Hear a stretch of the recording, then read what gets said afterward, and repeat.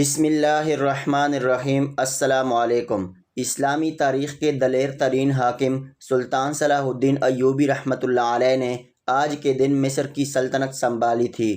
انہوں نے صلیبی جنگوں میں فتح حاصل کر کے یروشلم کو اسلامی حکومت میں شامل کیا تھا۔ یروشلم بیت المقدس کا دوسرا نام ہے۔ سلطان صلاح الدین ایوبی رحمۃ اللہ علیہ نسلاً کرادت تھے اور 1138 میں کردستان کے اس حصے میں پیدا ہوئے تھے جو کہ اب عراق میں شامل ہیں۔ شروع میں وہ سلطان نور الدین زنگی کے ہاں ایک فوجی افسر تھے۔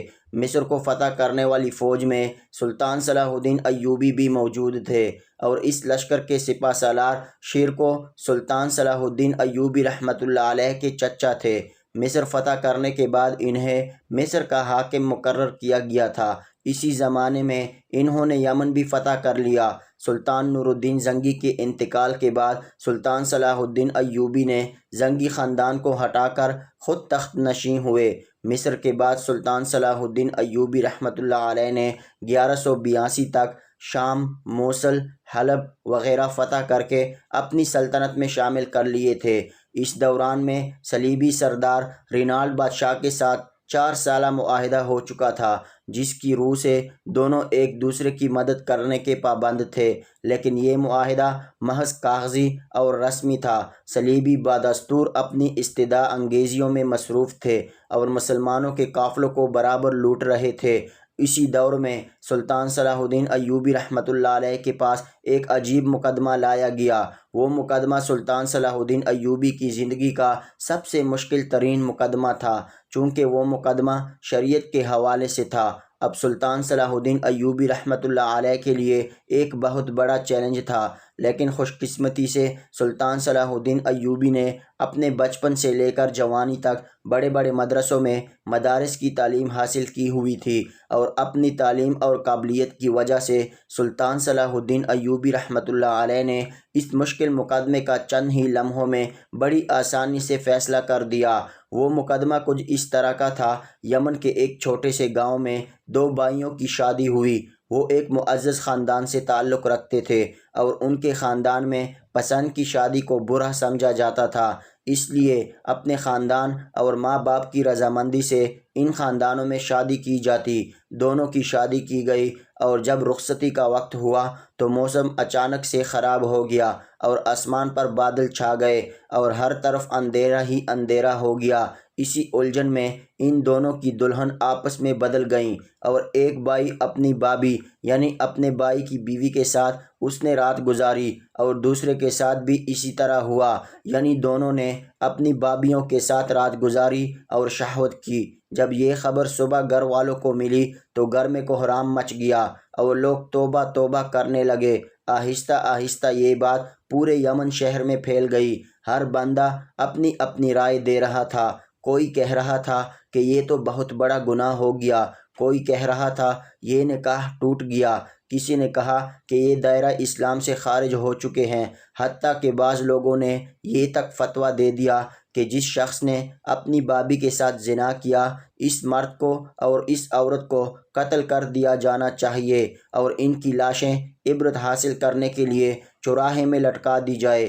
کوئی کچھ کہہ رہا تھا اور کوئی کچھ۔ اسی خاندان میں ایک بزرگ رہتا تھا، اس نے مشورہ دیا کہ اس مقدمے کو لے کر ہمارے عظیم سلطان صلاح الدین ایوبی رحمۃ اللہ علیہ کے پاس لے کر جانا چاہیے اور وہی اس مقدمے کو حل کر سکتا ہے، کیونکہ یہ مقدمہ اپنی نوعیت کا ایک عجیب و غریب مقدمہ ہے اور ہر بندے کی اپنی الگ الگ رائے ہیں۔ کوئی فتویٰ دیتا ہے، کوئی کچھ کہتا ہے۔ پھر وہ لوگ یہ مقدمہ سلطان صلاح الدین ایوبی رحمۃ اللہ علیہ کی عدالت میں لائے۔ سلطان صلاح الدین ایوبی کو مکمل واقعہ کے بارے میں بتایا گیا تو سلطان صلاح الدین ایوبی نے تھوڑی دیر سوچنے کے بعد دل میں خیال کرنے لگے کہ یہ میری زندگی کا پہلا مقدمہ ہے جسے مجھے نہایت ہی سوچ سمجھ کر اسلامی شریعت کے مطابق حل کرنا ہے، تاکہ کسی کو یہ نہ لگے کہ ہمارے ساتھ زیادتی ہوئی ہے۔ اسلام کے قوانین کو مد نظر رکھ کر سلطان صلاح الدین ایوبی رحمۃ اللہ علیہ گہری سوچ میں ڈوب گئے۔ پھر اللہ تعالیٰ سے مدد مانگتے ہوئے تمام درباریوں اور ان دولہے کے خاندان والوں کو مخاطب کرتے ہوئے کہا کہ یہ واقعہ کوئی دنیا میں آج پہلی دفعہ نہیں ہوا، یہ واقعہ پہلے 2 مرتبہ اسلام کی تاریخ میں ہو چکا ہے۔ اس کے بعد سلطان نے کہا کہ میں اس واقعے کی روح سے اس مقدمے کا فیصلہ کروں گا۔ دربار میں موجود تمام لوگ بڑے حیران و پریشان ہوئے کہ اب سلطان پتہ نہیں کس واقعے کی روح سے ہمارا فیصلہ کرے گا، کیونکہ اکثر لوگ تو اس واقعے کے بارے میں جانتے ہی نہ تھے۔ ہر کسی کے دل میں عجیب و غریب خیالات اور وسوسے آ رہے تھے۔ پھر سلطان نے وہ واقعہ سنانا شروع کیا اور کہا کہ ایک شخص نے بڑے دھوم دھام سے ایک ساتھ اپنے 2 بیٹوں کی شادی کی۔ ولیمے کی دعوت پر تمام اعیان و اکابر موجود تھے۔ مسار بن قدام، حسن بن صالح، سفیان ثوری اور امام اعظم ابو حنیفہ بھی شریک دعوت تھے۔ لوگ بیٹھے کھانا کھا رہے تھے کہ اچانک صاحب خانہ بدحواس گھر سے نکلا اور کہا غضب ہو گیا، زواف کی رات عورتوں کی غلطی سے بدلی ہو گئی، یعنی جس عورت نے جس مرد کے پاس رات گزاری وہ اس کا شوہر نہیں تھا۔ حضرت سفیان ثوری نے کہا کہ امیر معاویہ کے زمانے میں بھی ایک ایسا واقعہ پیش آیا تھا، اس سے نکاح پر کچھ فرق نہیں پڑتا، البتہ دونوں کو مہر لازم ہوگا۔ مسار بن قدام امام صاحب کی طرف متوجہ ہوئے کہ آپ کی کیا رائے ہیں؟ امام صاحب نے پہلے فرمایا دونوں لڑکوں کو بلایا جائے تب جواب دوں گا۔ دونوں شوہروں کو بلایا گیا۔ امام صاحب نے دونوں سے الگ الگ پوچھا کہ رات تم نے جس عورت کے ساتھ گزاری اگر وہ تمہارے نکاح میں رہے کیا تمہیں پسند ہے؟ دونوں نے کہا جی ہاں۔ تب امام صاحب نے فرمایا تم دونوں اپنی بیویوں کو جن کے ساتھ تمہارا نکاح پڑھایا گیا تھا انہیں طلاق دے دو، اور تم دونوں میں ہر شخص اس سے نکاح کر لے جو اس کے ساتھ رات گزار چکی ہیں۔ اے میرے لوگوں، یہاں حضرت سفیان ثوری نے جو جواب دیا تھا مسئلے کے یہاں سے وہ بھی بالکل درست تھا۔ ولی باشگاہ کی وجہ سے نکاح نہیں ٹوٹتا، مگر امام صاحب نے جس مسئلے کو پیش نظر رکھا وہ انہی کا حصہ تھا، اس لیے کہ ولی باشگاہ کی وجہ سے عدت تک انتظار کرنا پڑتا، جو اس وقت ایک مشکل مرحلہ تھا۔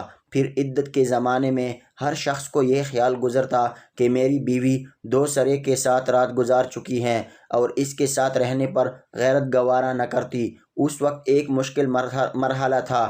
پھر عدت کے زمانے میں ہر شخص کو یہ خیال گزرتا کہ میری بیوی دوسرے کے ساتھ رات گزار چکی ہے، اور نکاح کا اصل مقصد ہی الفت و محبت، اتحاد و اعتماد بڑی مشکل سے قائم ہو پاتا۔ اس لیے اب وہی سوال میں تم دونوں بھائیوں سے کرتا ہوں، کیونکہ تمہاری دلہنیں بھی ایک حادثے اور غلطی کی وجہ سے تبدیل ہوئیں۔ یہاں وہی قانون تم پر لاگو ہوتا ہے۔ جن لڑکیوں سے تم نے رات کو شہوت کی کیا تم اسی کے ساتھ رہنا چاہو گے یا پھر اپنی بیویوں کے ساتھ؟ یہ سن کر ان دونوں نے کہا کہ ہم نے جس کے ساتھ رات گزاری اسی کے ساتھ رہنا چاہیں گے۔ تو پھر سلطان صلاح الدین ایوبی نے کہا تم اپنی اپنی بیوی یعنی جس کے ساتھ تمہارا نکاح ہے ان کو طلاق دے دو، اور ان کے ساتھ تم نکاح کرو جس کے ساتھ تم رات گزار چکے ہو، اور اسی طرح تم گناہ سے بھی بچ جاؤ گے اور حالات بھی قابو میں رہیں گے۔ اور پھر کہتے ہیں کہ اس فیصلے کے بعد بڑے بڑے علماء سے اس سلطنت میں موجود سلطان سے حسد کرنے والے لوگوں نے پوچھا، لیکن کسی نے بھی سلطان کے فیصلے پر اعتراض نہ کیا۔ لیکن دشمن یہی چاہتے تھے کہ اس فیصلے کی آڑ میں سلطان پر الزامات لگا کر اس سے اپنی رعایا کی نظروں میں گرایا جائے، لیکن ہمیشہ کی طرح مخالف نے خاک چاٹی اور سلطان ہمیشہ سرخرو ہوا۔ اور اسی طرح سلطان صلاح الدین ایوبی رحمۃ اللہ علیہ نے اپنے علم اور حاصل کی گئی مدرسے سے تعلیم کی وجہ سے اتنے بڑے مسئلے کا حل چند ہی لمحوں میں ختم کر دیا، اور سلطان صلاح الدین ایوبی رحمۃ اللہ علیہ کے اس مقدمے کے حل کو موجودہ دور کے بڑے بڑے علماء نے بھی صحیح قرار دیا۔ اللہ تعالیٰ سے دعا ہے کہ اللہ تعالیٰ ہمیں آج کے اس مشکل وقت میں سلطان صلاح الدین ایوبی رحمۃ اللہ علیہ جیسے حاکم عطا کرے، جو ہر کام، ہر بات، ہر مقدمہ دین اسلام کے شرعی طور طریقے پر کریں، کیونکہ دائرہ اسلام سے باہر نکل کر کبھی بھی ہم ترقی کی راہ پر گامزن نہیں ہو سکتے اور نہ ہی حق کو باطل کے خلاف بچاڑ سکتے ہیں۔ امید کرتے ہیں کہ ہماری آج کی یہ سبق آموز ویڈیو آپ کو پسند ہوگی۔ کائنڈلی ہمارے چینل ایوبی وائس کو لائک، شیئر اور سبسکرائب کیجیے، اور آخر میں آپ سے ریکویسٹ ہے کہ کمنٹ باکس میں ایک دفعہ درود پاک ضرور لکھیے۔ اللہ تعالی حامی و ناصر۔